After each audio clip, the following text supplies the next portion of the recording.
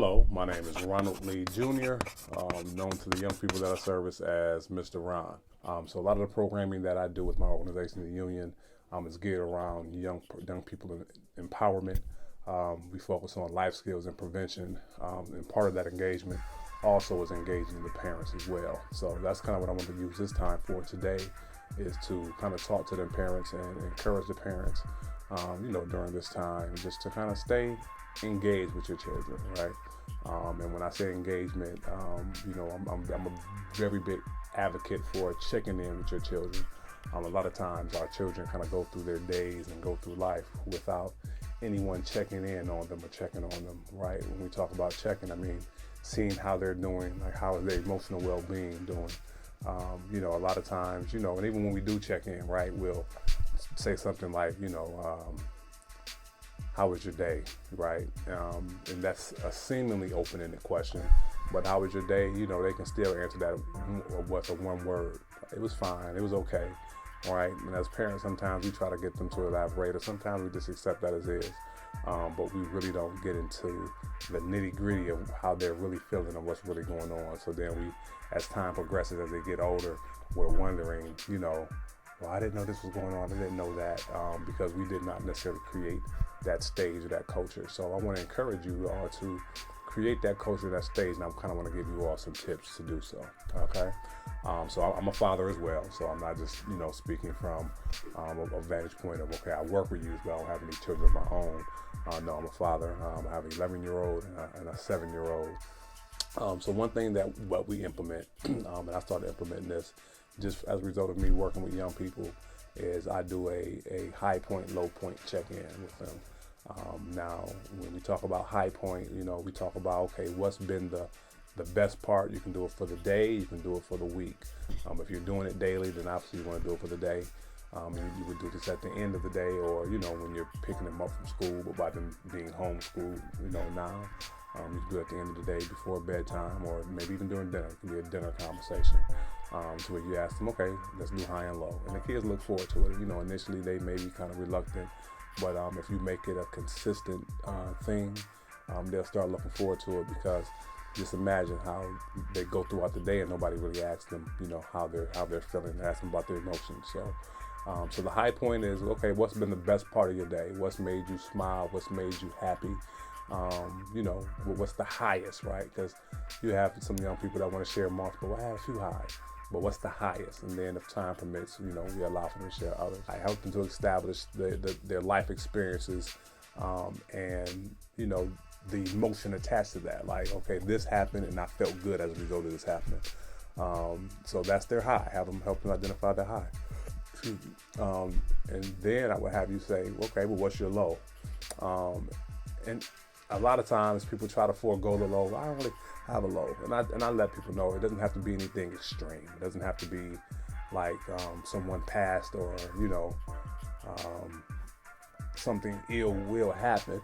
But us as humans, we have highs and lows. We go through life, and life is like a roller coaster. We have those peaks and those valleys and things like that. So I try to encourage them to know, I identify a low. It might have been something like you woke up a little too late this morning, or you stayed up tonight, so you too late last night and you overslept, or somebody drank all the milk, so you didn't have enough milk for your cereal. I mean, it can be something small, it can be something huge, especially like I said during this time.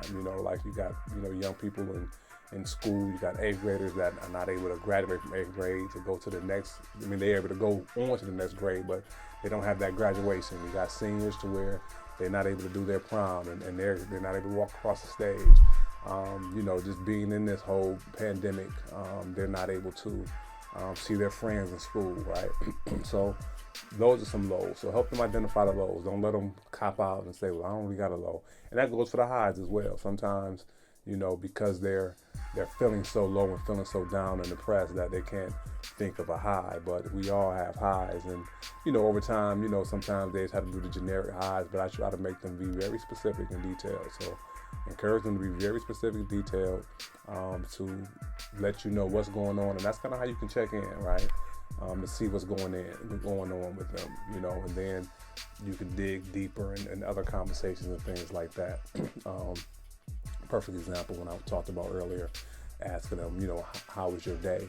So asking how was your day, like I said, you can get that one word answer.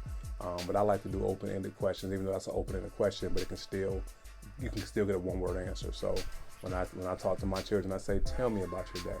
Now you see the difference, how was your day? You can get a one-word answer, but it's like, tell me about your day. Now you kind of got to go into detail. Now you got to let me know something specific. Let them open up, because they're dealing with stuff, right? I mean, working in this field, I know our young people are dealing with a lot. They're dealing with stuff that even us parents are dealing with and going through that we refuse to speak up about. And I encourage you to do that as well. As you're engaging your child, express your highs and lows too. Don't just get their highs and lows, but you tell them their highs and lows. Now, as a parent, I say use wisdom. You don't want to let your kids know everything. You want to let them know that you're not perfect and that you don't have all the answers, but you do have some answers, and you want to connect with them. Because a lot of times, kids see our faults and they don't come to us because we don't admit those faults, or we don't admit our wrongs and things like that. So that builds up a wall, because they're like, mama or daddy, they ain't real. They, they fake, or they hypocrites, or whatever the case may be. So be as transparent and vulnerable as wisdom permits. Certain things you don't have to share, but certain things you do want to share. So I encourage you to do that highs and lows activity with them. That'll definitely get the dialogue going. And keep in mind, it's a dialogue, it's not a monologue. You don't just have them talk to you. You talk back, and in those times when they're sharing, just let them share, no judgment, right? Because at times as parents, I know we want to kind of judge what they're saying, where if they're high or something, and where it's like, well, why is that your high, or they low? Why is that your low? That's what I'm saying. We want to downplay it, right? Don't do that. Just let them share with no judgment. Thank them for sharing. Like, okay, thank you for sharing. That's interesting. But try not to be judgmental. There's something else that I do with my children as well. It's this book called 3,000 Questions About Me. Inexpensive book. I got it from like Target or Meijer. You'll probably get it online, Amazon.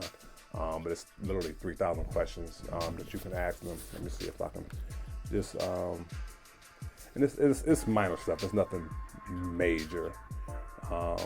Question 196. What's your favorite hobby?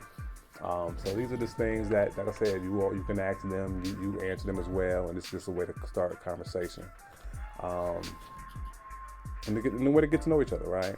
Like this one here. Like these are some of the question number 2. What is your greatest fear? So that's a great way to kind of see what your children are fearing. They may be like COVID-19 right now. Or maybe something else, and then you can express your greatest fear. My greatest fear is blah blah blah. So but definitely, like I said, it's all kind of resources. Definitely, this is not a promotion for my organization, but the union definitely has all kind of resources. You can go to the union.org.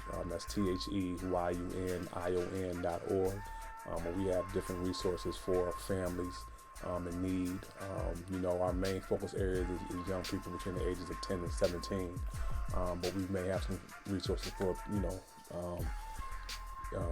young people younger, but we also have resources for parents and whatnot. We want to be a resource to you guys. Like I said, I just thought that this would be a great time to kind of share this. Like I said, we at the house with the kids now anyway, right? With everything, people are forced to homeschool. Unexpectedly.